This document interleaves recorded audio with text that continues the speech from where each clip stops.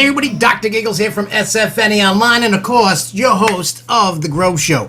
Today's video, we're going to be talking about Six Flags' announcement of their new CEO. We're going to get into all of that, and then we're going to just give you a little blip about his background and when he starts taking office as CEO, all that good stuff, and then I'll give you my thoughts and hopes and dreams and all that.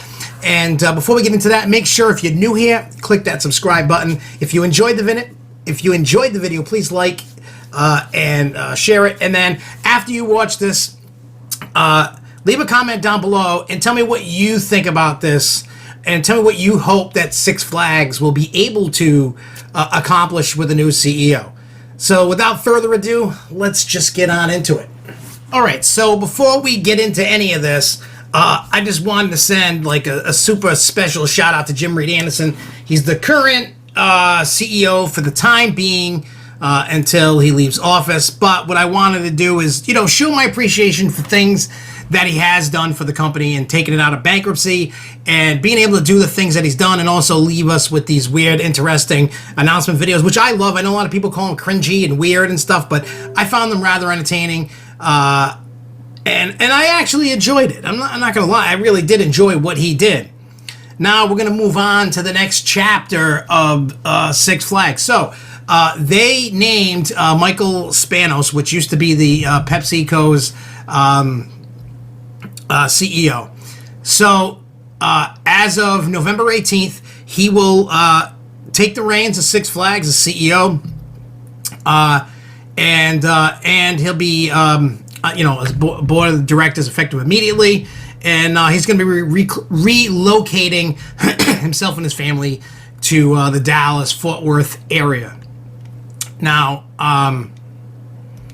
so as I said before, he used to be the CEO of Pepsi, and it said, he served as the chief executive officer of PepsiCo Asia, Middle East, and North Africa.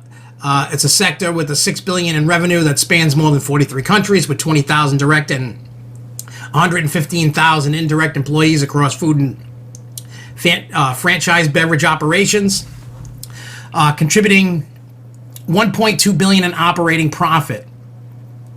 So, he has experience to grow Pepsi. I'm hoping that he can do the same with Six Flags. Now, this isn't a smash and bash of Six Flags. Everybody's got their own way of wanting to do things. I know they have, stockholders, shareholders that they need to make happy to make them money. Well, and recently, based off of the quarterly earnings, investors haven't been so happy. So hopefully this move is a good move, and we'll see what happens as he takes the reins and moves on. Now, we all know that we all have hopes, dreams, what we hope they're going to do. I have no clue, but I'm just going to give you the laundry list of things that I think, well, not think, but hope that Six Flags can do. Like, again, this is not a smash and bash of Six Flags. This is kind of like a wish, want list kind of thing. So let's get into that. First of all, if anybody that's watched the Grove Show knows, we've had this conversation many times. Somebody brings it up, like, what would you do if you were the CEO? We have this conversation, and I'm sure we're going to have it a million more times, especially now with a new CEO in place. And, we'll look under a microscope, see how he's doing, if he's improving, and so on and so forth. But I'm hoping they kind of change their model. I know this might sound unpopular opinion or crazy, but with the amount of between parks and water parks and stuff that they own, it's a huge portfolio of properties that they have. And I honestly think either they were trying to go in on the low and cheap side to try to make as much money as they could, but it's not achieving the growth that they were looking for. There's growth, but when you look at the last quarter's results, it just looks like, well, they had a little bit of growth, but not a lot of money growth, and it just didn't pan out. I don't know what's causing that. I'm not a stock holder, or I'm not into the stock market and all that stuff. I just read what it is, try to make what I think of it is, and roll with it and see what happens. As time goes on, hopefully maybe they should take more of an approach of take 2 or 3 parks a year and give them a really big attraction and then the rest of them get a smaller attraction and just rotate. You know, you don't always have to just give, like, say, for example, Fiesta Texas, Magic Mountain, and Great Adventure, the big stuff all the time. You know, maybe the first year that it takes place, maybe make those 3 parks get the big thing, everybody else gets something small, and then change it around. Now, I know there's a lot of stuff that we would love to see happen in the park, but don't jump yet thinking you're going to get these big bad B&M gigas and you're going to get all these crazy rides. When you look at parks like Magic Mountain, you look at parks like Great Adventure, for an example, those 2 alone, they can support a $25-30 million roller coaster.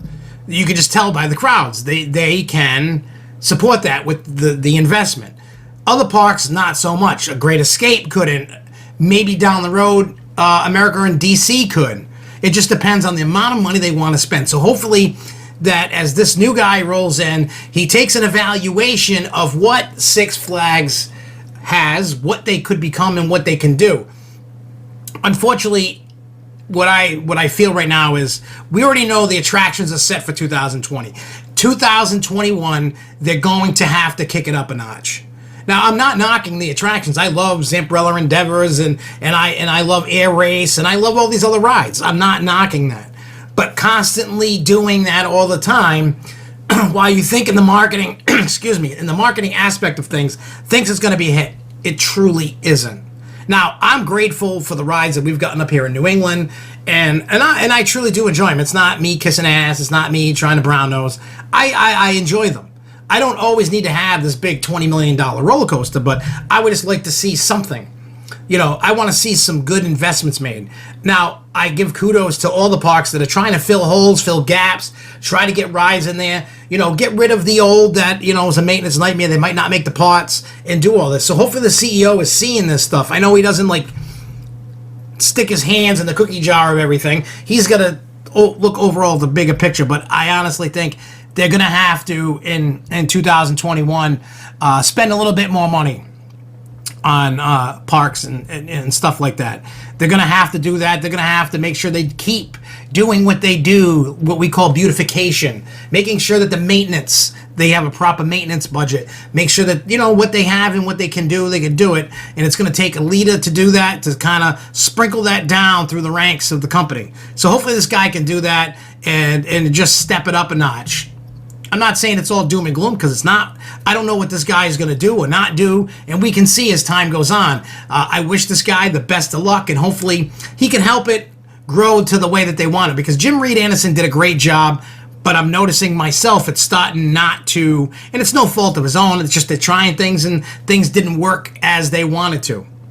That's all I got to say. So what do you guys think? I know it's kind of a bunch of all over the place, mumbo jumbo, me kind of saying my wish of what I hope happens. Maybe there wasn't enough information that you wanted to hear. But in any case, leave down in the comments down below your thoughts. Do you think this is a smart move? Do you think it's a bad move? What are your wish lists, your hopes and dreams that they add to the park? I mean, realistically, be realistic. Look at the parks that you have for a home park and see what they really need. Not just what you wish. That's cool too, but look at what the park really needs.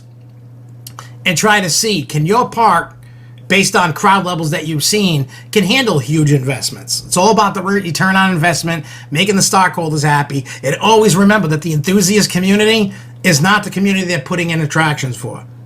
Just remember that. It's for the general public. They just want to have a great day at a park. That's all it is. But without further ado, we're going to get out of here. I will see you guys next time. And until then, everybody, keep on coasting, y'all. Peace.